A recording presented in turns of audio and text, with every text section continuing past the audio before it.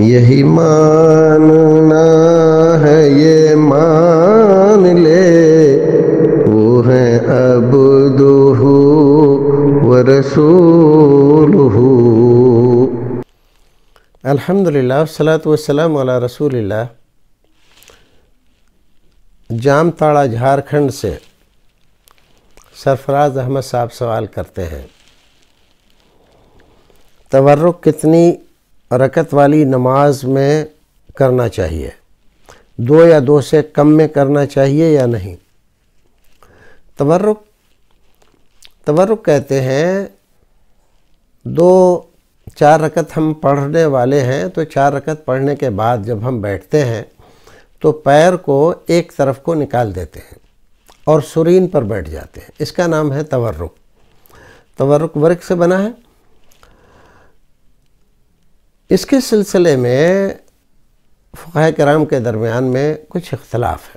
عام طور پر تو لوگ یہی کہتے ہیں کہ ہر تشہد میں آپ تورک کر سکتے، 2 رکعت کی نماز ہو اس میں بھی کر سکتے ہیں، کیونکہ نماز کے آخر میں آپ تورک کرتے تھے، اس طرح کی روایات آئی ہیں۔ لیکن بعض لوگوں کی تحقیق یہ ہے کہ تورک 2 رکعت کی نماز میں نہیں ہے، بلکہ 4 رکعت جب آپ پڑھیں تب اس میں آپ تورک کریں گے، کیونکہ 2 رکعت کی نماز میں تورک کرنے کے سلسلے میں کوئی صریح روایت نہیں ملتی ہے۔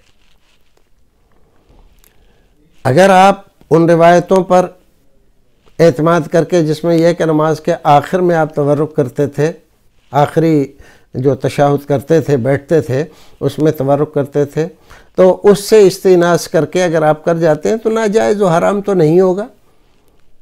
لیکن جو لوگ یہ کہتے ہیں کہ اس کا کوئی ثبوت نہیں ہے 2 رکعت میں، تو باقاعدہ صراحت نہیں ہے، یہ ٹھیک ہے کہ باقاعدہ صراحت کی کوئی روایت نہیں پائی جاتی، تو اس لیے وہ کہتے ہیں 4 رکعت کی جب آپ نماز پڑھیں تو آخری تشہد میں آپ تورک کریں۔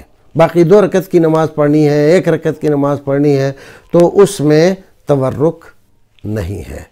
تو یہ ایک اختلافی مسئلہ ہے، لیکن اختلاف اتنا نہیں ہے کہ اگر اس پر آپ عمل کر لیں گے یا چھوڑ دیں گے تو نماز میں آپ کی کوئی خلل پڑ جائے گا یا باطل ہو جائے گی، ایسا مسئلہ نہیں ہے۔